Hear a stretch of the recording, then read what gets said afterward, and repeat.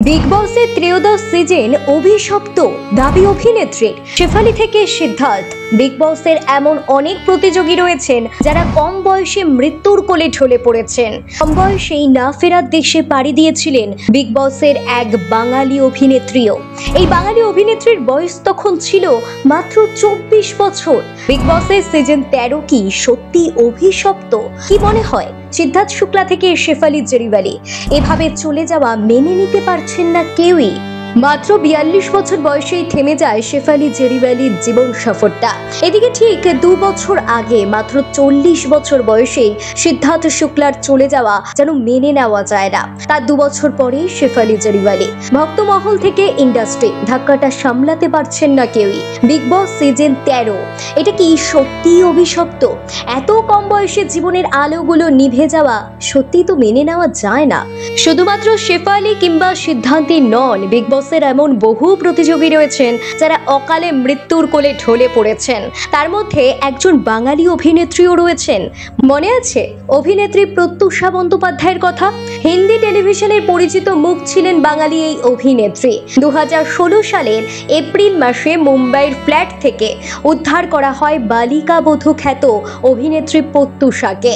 মৃত্যুর সময় তার বয়স ছিল মাত্র 24 বছর। তিনিও বিগ বসের একজন প্রতিযোগী ছিলেন।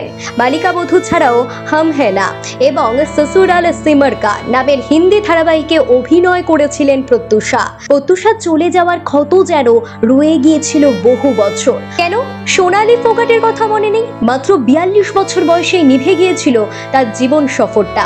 মারা গিয়েছিলেন বিগ বসের আরো একজন প্রতিযোগী সোনালী ফোগাট। 2022 সালের আগস্ট মাসে গোয়া সফরে গিয়ে আচমকা মৃত্যুর কোলে ঢলে পড়েছিলেন সোনালী। বিগ বসের চতুর্দশ সিজনে অংশগ্রহণ করেছিলেন সোনালী। অন্যদিকে প্রত্যুষা 7ম সিজনে প্রতিযোগী হিসেবে অংশগ্রহণ করেছিলেন। কন্নড় ছবির অভিনেত্রী জয়শ্রী রামাইয়া 2013 সালে বিগ বস কন্নড় শো এর 3য় সিজনে অংশগ্রহণ করেছিলেন তিনি। কানাঘুষো শোনা যায় যে দীর্ঘ কয়েক মাস মানসিক অবসাদগ্রস্ত ছিলেন অভিনেত্রী। 2021 সালে বেঙ্গালুরুর ফ্ল্যাটে আত্মহত্যা করেছিলেন তিনি। মাত্র 34 বছর বয়সে না ফেরার দেশে গিয়েছিলেন। আচ্ছা বলুন তো, 24, 40 কিংবা 34 এগুলো কি একটা বয়স চলে যাওয়ার?